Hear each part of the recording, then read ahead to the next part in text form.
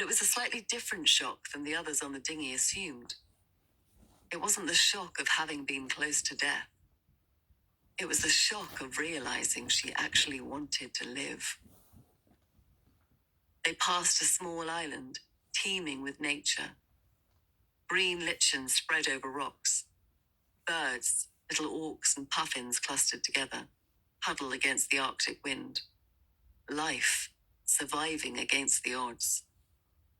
Nora sipped the coffee that Hugo handed her, fresh from his flask, holding it with cold hands even under 3 pairs of gloves.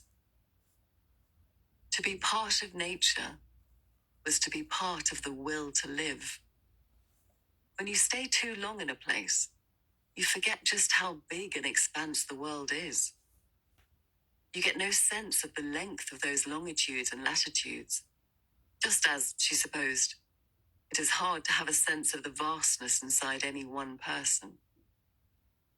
But once you sense that vastness, once something reveals it, hope emerges, whether you want it to or not. And it clings to you as stubbornly as lichen clings to rock. Permafrost. The surface air temperatures in Svalbard were warming at twice the global rate. Climate change was happening faster here than almost anywhere on Earth. One woman, wearing a purple woolen hat pulled down over her eyebrows, talked about witnessing one of the icebergs doing a somersault. Something that happened apparently because the warming waters had dissolved it from beneath, causing it to become top-heavy. Another problem was that the permafrost on the land was thawing, softening the ground, leading to landslides and avalanches that could destroy the wooden houses of Longyearbyen, the largest town in Svalbard. There was also a risk of bodies surfacing in the local cemetery. It was inspiring, being among these scientists who were trying to discover precisely what was happening to the planet, trying to observe glacial and climatic activity, and in so doing to inform and to protect life on Earth. Back on the main boat, Nora sat quietly in the dining area as everyone offered sympathy for the bear encounter. She felt unable to tell them she was grateful for the experience. She just smiled politely and did her best to avoid conversation.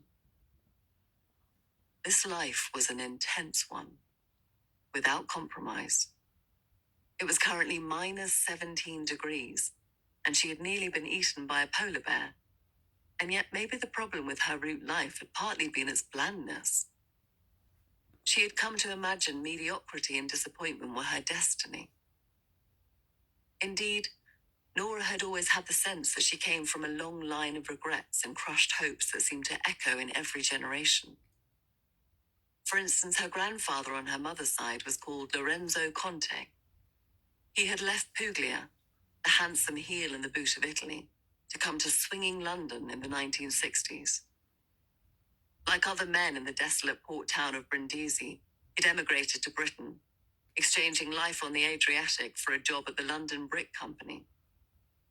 Lorenzo, in his naivety, had imagined having a wonderful life, making bricks all day, and then of an evening he would rub shoulders with the Beatles and walk arm in arm down Carnaby Street with Jean Shrimpton or Marianne Faithfull.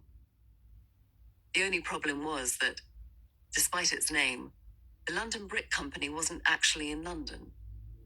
It was based 60 miles north in Bedford, which, for all its modest charms, turned out not to be as swinging as Lorenzo would have liked.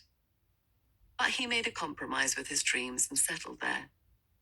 The work may not have been glamorous, but it paid.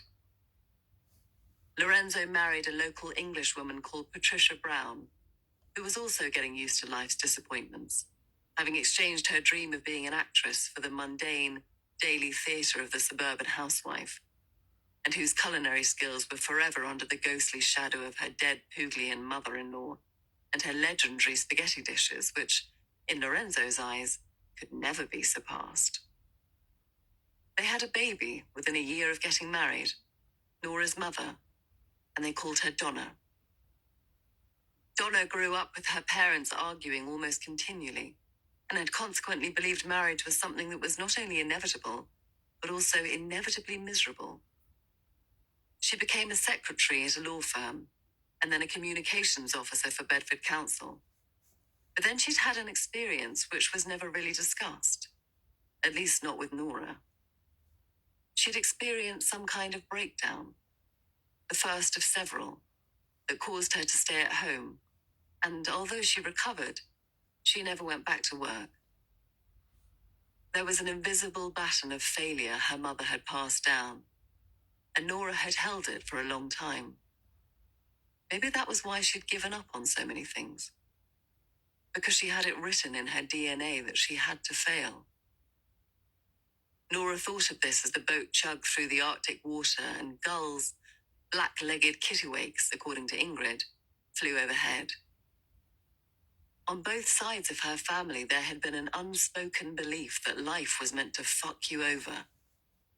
Nora's dad, Jeff, had certainly lived a life that seemed to miss its target. He had grown up with only a mother, as his dad had died of a heart attack when he was 2, cruelly hiding somewhere behind his first memories. Nora's paternal grandmother had been born in rural Ireland, but emigrated to England to become a school cleaner, struggling to bring in enough money for food, let alone anything approaching fun. Jeff had been bullied early on in life, but had grown big and broad enough to easily put those bullies in their place. He worked hard and proved good at football and the shot put, and in particular rugby. He played for the Bedford Blues youth team, becoming their best player, and had a shot at the big time before a collateral ligament injury stopped him in his tracks. He then became a PE teacher and simmered with quiet resentment at the universe.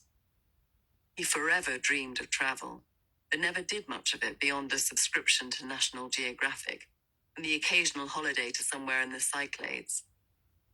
Nora remembered him in Naxos, snapping a picture of the Temple of Apollo at sunset. Maybe that's what all lives were, though. Maybe even the most seemingly perfectly intense or worthwhile lives ultimately felt the same.